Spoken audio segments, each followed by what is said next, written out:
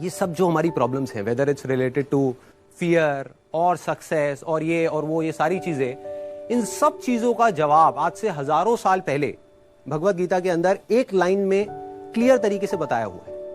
Problem क्या है कि हमको वो लाइन समझ नहीं आ रही। मुझे भी समझ नहीं आई थी जब मैंने पहली बार सुनी थी। वो लाइन क्या है आप सबको पता होगा कि कर्म किए जा, फल की इच्छा मत कर। जब मैंने पहली बार इसको सुना, मैंने कहा यार कर्म किए जा, फल की इच्छा मत कर, इसका मतलब तो यही हुआ ना कि ये तो बकवास है। क्योंकि आज के टाइम में अगर हम देखें अपने आसपास में तो इसका एग्जैक्ट ऑपोजिट हो रहा है। सबसे ज्यादा मेहनत कौन कर रहा है? एक रिक्शे वाला कर रहा है कि नहीं? और उसको क्या फल मिल रहा है? कुछ भी नहीं। और ऐसे बहुत सारे लोग हैं जो बहुत मेहनत कर रहे हैं, उनको रिजल्ट कुछ भी नहीं मिल रहा। तो खेल है क्या? खेल क्या है कि हम इसको बारीकी से समझ नहीं पाए। मैं भी समझ नहीं पाया था। फिर जब इसके ऊपर एक एक वर्ड को इसको पकड़ने की कोशिश करी और समझ आया, तब क्लियर होता चला गया कि एग्जैक्टली कर्म करना कैसे है। देखो, कर्म भी सही डायरेक्शन में करना है, तभी रिजल्ट आएगा ना।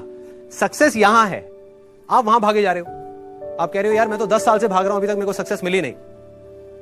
तो फंडा क्या है कि डायरेक्शन गलत है।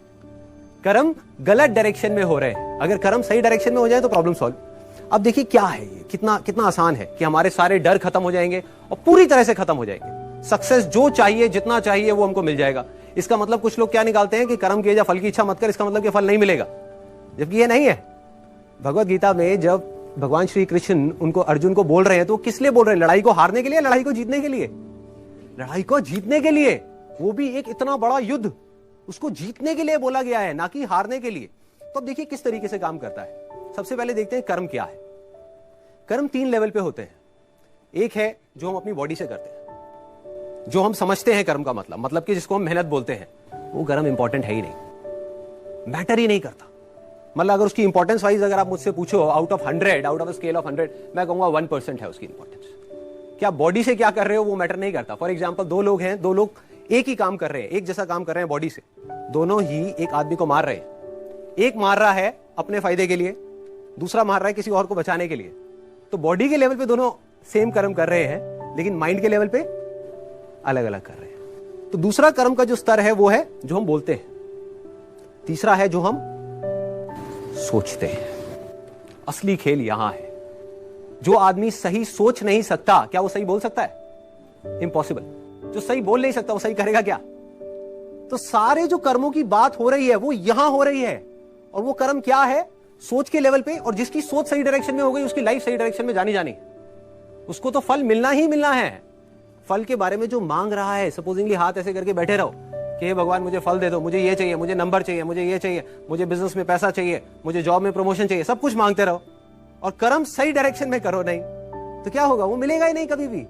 दूसरी तरफ से कुछ मत मांगो, लेकिन कर्म सही डायरेक्शन में करते चले जाओ, तो उतना मिलेगा जितना हम सब में से कोई सपने में भी नहीं सोच सकता।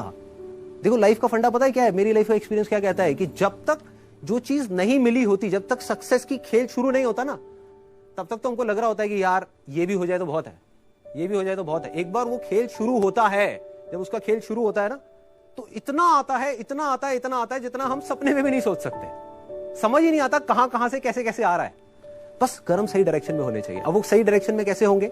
अगर मैं बुद्धि के स्तर की बात करूं, जो उसमें महाभारत में समझाया गया है, 2 जगह है जहां पे आप अपने माइंड को लगा सकते हो। अपनी बुद्धि को हम 2 जगह पे लगा सकते हैं। सारा खेल माइंड का है। सबसे पहले तो ये हाथ पैरों के कर्मों से ऊपर उठना है हमको, कि हाथ पैरों से आप कुछ भी करते रहो, रियल लाइफ में उठा करके देख लो, वो मैटर नहीं करता। जो बोलते हो वो उससे ज्यादा मैटर करता है, लेकिन वो भी इतना मैटर नहीं करता।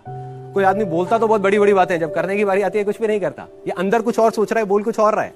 जब ये तीनों चीजें सिंक हो जाती है कि जो आप सोच रहे हो वैसे ही आप बोल रहे हो और वही आप कर रहे हो, तब मिरेकल्स होना शुरू हो जाता है। तब कुछ एक्स्ट्राऑर्डिनरी होता है, तब हिस्ट्री क्रिएट होती है, तब वो चीज होती है जिसके लिए सक्सेस बहुत छोटा वर्ड है। सक्सेस से कुछ बहुत बड़ा हो जाता है जो हमने सपने में भी नहीं सोचा होता।